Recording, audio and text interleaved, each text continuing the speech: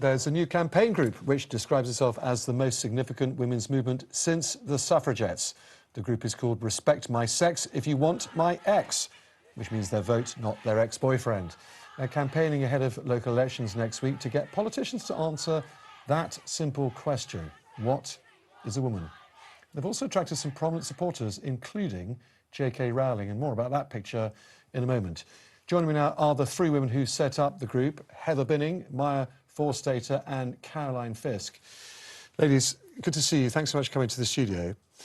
One of the questions you want politicians to answer is this: can a woman have a penis? Maya, why is that so important to you?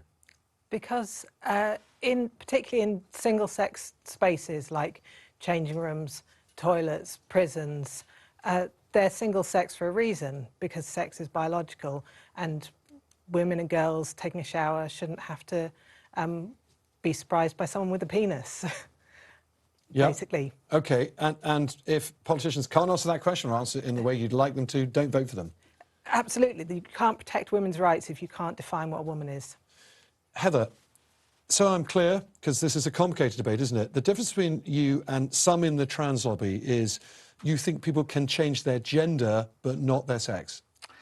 Well, generally, we don't actually agree that there is a gender. It's a social construct, but I don't have a problem if people want to describe themselves by this gender. But sex is very specific, and we have to be able to specify the sex of individuals. Only today, I think, there is a new report out from the Asthma and Lung Association saying female hormones are likely to produce harsher symptoms if you get an asthma attack. That's about sex. That's not about gender at all. So, and there are other issues in medicine and sport that there are significant differences because of the biological sex. And so regardless of whether you have a gender or not, sex must always be specified and understood. OK, well, that's quite clear. Caroline, let me turn to you. All three of you believe women are generally in danger unless they heed these warnings. Why is that?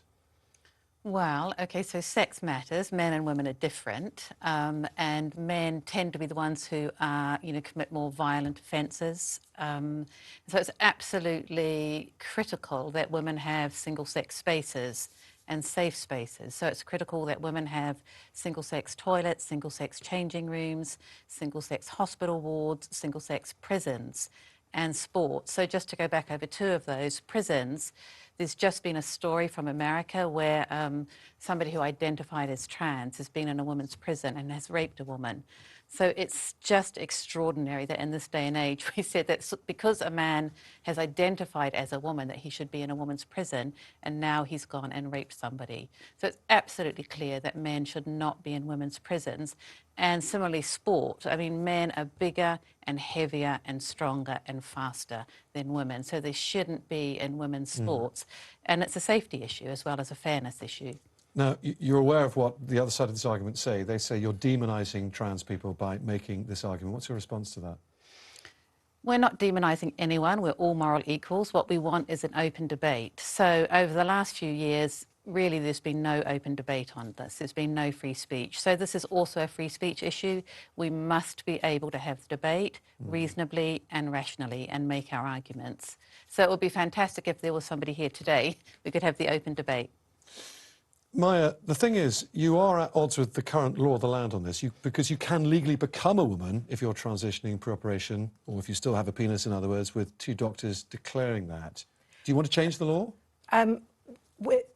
You can legally change your sex, but that law then has exceptions for single-sex services, for sport, for hereditary peerage. So in fact, although you can change your sex in terms of what it says on your birth certificate, that doesn't mean you should be able to use opposite-sex services or be able to play in opposite-sex sports. And the Equality and Human Rights Commission has recently come out with something clarifying the law on that. So it's not that we want to change the law, it's more that we want organisations to follow the law as it already stands, which is that you're allowed to have single-sex services which are based on biological sex. And you can still respect people's identity and people's freedom to wear what they like and to call themselves what they like. But where sex matters, it is sex that matters. Now, the author J.K. Rowling is a big supporter of yours is, in particular, yes. mine. She threw a lunch for you at the River Cafe, which is one of London's smartest restaurants. I've never been there, you have. Well done, you. It was quite an extraordinary lunch, and we can see a picture of it now. There you are in the middle of that. Perhaps you might have had a drink or two, perhaps all of you.